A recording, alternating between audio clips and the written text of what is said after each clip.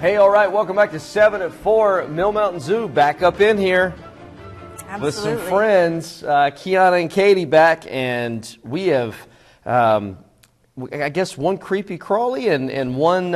just regular crawly. Hanging out, just a regular old crawly. Yeah, there we go. So how y'all doing? What's going on? Happy late Thanksgiving. Happy Thanksgiving. Yeah. So I guess let's get right into it. Who's trying to crawl away from you? So this is a Madagascar hissing cockroach. Ooh. It is a male, and you can tell that he's got these two horns on the top of his head, and that just sort of signifies that it is a boy and not a girl.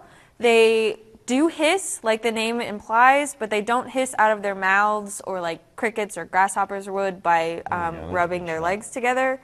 They actually have holes on the sides of their back here that they can just push air through. And those are called sphericals. And I was saying kind of like, almost like a rattlesnake, because I didn't realize that it's kind of, in a sense, what a rattlesnake does, right? Mm-hmm. Yeah, pretty close. Just to kind of make that noise. Is that a defense mechanism, or is that like a mating call? What exactly is that? It's going to be for defense mechanisms, because, well, they are bugs. Lots of things are going to try to eat them, and they are from Madagascar, and there's all sorts of big predators there. Yeah. So it's more of a defense mechanism than anything else. I've got lotion on. Is that going to mess with him? I'll hold him. I'll keep him here. But you can touch him on his back if you want. Look at that. He's like, ooh, that's a different hand. Peppermint. Yeah, it's Christmas smell. See, I wasn't sure. I'm glad you specified what they were horns. I thought when I first looked at them, like, man, it's kind of like got some bug eyes. But no, so that's the head, the face down there, all protected by that shell as well. Exactly, that exoskeleton. And then we got a gecko over here. This is our leopard gecko, Henry. He's called a leopard gecko because you can kind of see he kind of looks like a leopard. He has all those spots like a leopard might. He's also from desert regions, so he has that nice yellow color to really help him blend in.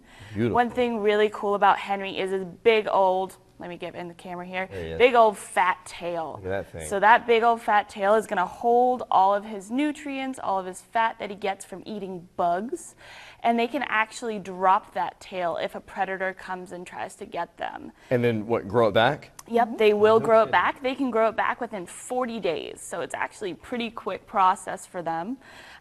This is, luckily, his original tail. If he were to drop it, it wouldn't turn out quite as pretty as his original tail. So that is his original tail. Let's see, Melissa's just petting on him. Yeah. Oh, wow. Yeah, that is pretty neat. So he's how old is he? Is he back? So we're not exactly sure how old he was because he is a relinquishment as a pet. So we're not exactly sure on his age, but if you can see, he's kind of a weird texture. When you were touching him, he doesn't really feel like he had scales. That's because he's one of the few reptile species that doesn't have scales. He actually only has skin. So they're very, very special. He really is. in He's a that good-looking way. boy. He is. He's a really pretty guy. All right, and so that, like Melissa was saying, we love having you guys in here because we're learning something new about some sort of creature or animals. But if folks want to learn, I guess, and kind of get the hands-on experience there at the zoo, what do we got coming up in the next few weeks? So the next program that we have at the zoo is going to be Night Howls. This is a recurring one. I know we've talked about it a couple of times now. It is a nighttime program. The next one is going to be December 21st at 5:30. You will have to pre-order your tickets online, or if you're having troubles, you can call us and we can try to figure it out for you.